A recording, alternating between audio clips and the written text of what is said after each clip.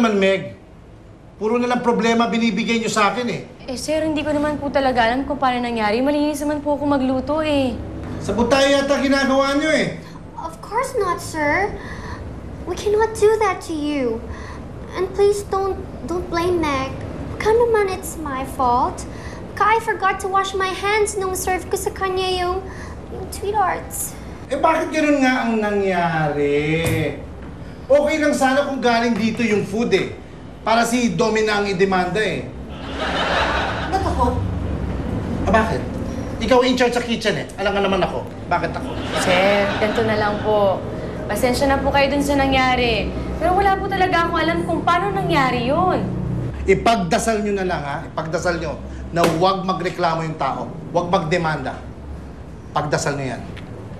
Pero ang sabi naman ng taong nalason, babalik daw siya dito dahil sa akin.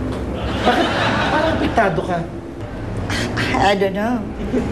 Pero ako daw ang tipong babaeng gusto niya. Gusto nga daw niya akong pakasalan eh. Mabait daw ako. Magaling daw ako magluto. Yun siguro ang tipo niya. Pero ang pinagtataka ko, bakit ngayon lang siya dumating? Ito ba ang kapalaran ko? Anong gagawin ko? Anong gagawin ko? Hindi ba kayo man ang lumagay sa lugar ko? Wala na mga animal. Sinong kausap ko?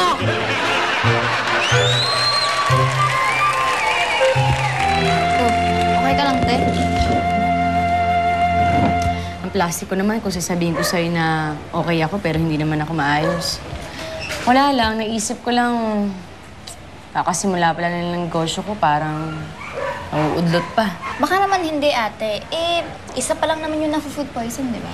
Eh, pero kahit na, still, may nangyari pa rin ganun. Makaka-apekto pa rin yan sa akin. Eh, ate, baka hindi talaga para sa yung pagnenegosyo. Huwag na lang kayong pilitin. Alam mo, napaka-supportive mo talaga na kapatid, ano? Matulog ka na. Good night, ate.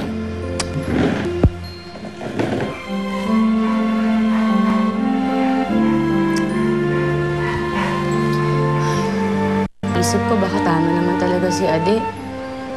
Hindi talaga para sa akin to. No. Hindi tama yung iniisip mo. Pag yan ang iniisip mo, ikaw ang talo. Huwag kang sumuko. Go lang ng go. Alam niyo ba, Nanlo, na dahil sa kakago niyo, dyan ako napahamak. Alam mo, ang problema, kakambal na yan sa negosyo. Sakit ng ulo, lahat yan kasama na yan. At huwag mo isipin yun, yung mga nangyari. Yung mga napo-food poison na yan, hindi natutukis yun. Eh, Lo, paano kung may magreklamo na naman? Paano gagawin ko? Hindi maniwala ka. Pag nagtukis yun, hindi na ako magpapakita sa'yo. Mark my word, hindi na ako magpapakita sa'yo. Wow. Ay. Sige, maniniwala na ako sa talaga. Ita-try ko ulit. No, I won't file a complaint.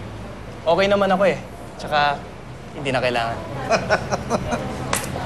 Whew! Salamat naman. Pero wala pa akong magagawa para sa'yo, like expenses dun sa pagpunta mo sa ospital. Hospital? Hindi na rin po kailangan.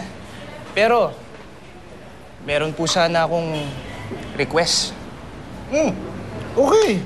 Sige. Sabihin mo sa akin, walang problema. Ano yun? Kung pwede po, tanggalin nyo na yung supplier ng mga desserts ninyo. Kasi, doon po ako nadali. Baka yun pa makasira sa pangalan ng coffee shop na. Sige. Okay yan sa akin. At saka meron pa po ako sanang isang request. Meron ba? Sige. Sabihin mo lang. Walang problema.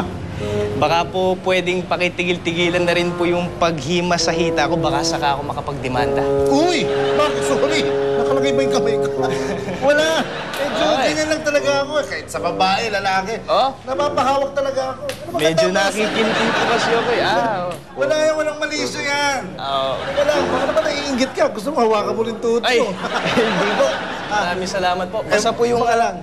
Sinabi ko po sa inyo, ha? Oo, okay. Sige po. Ako lang bahala doon. Basta, wala yan, ha? Oo. Ingat lang, ingat lang. O sa kabila naman. Okay. Maraming salamat po. Okay, sige. Kung bahala. Sige po. Meg! Sandali. Sir, Siguro naman, narinig nyo naman yung pinag-usapan namin. yes, sir. Why? Wait. Ano ba ang sabi nung na food poison? Ang sabi lang naman niya, hindi na daw siya magreklamo. Basta tanggalin lang daw niya yung tinitinda natin.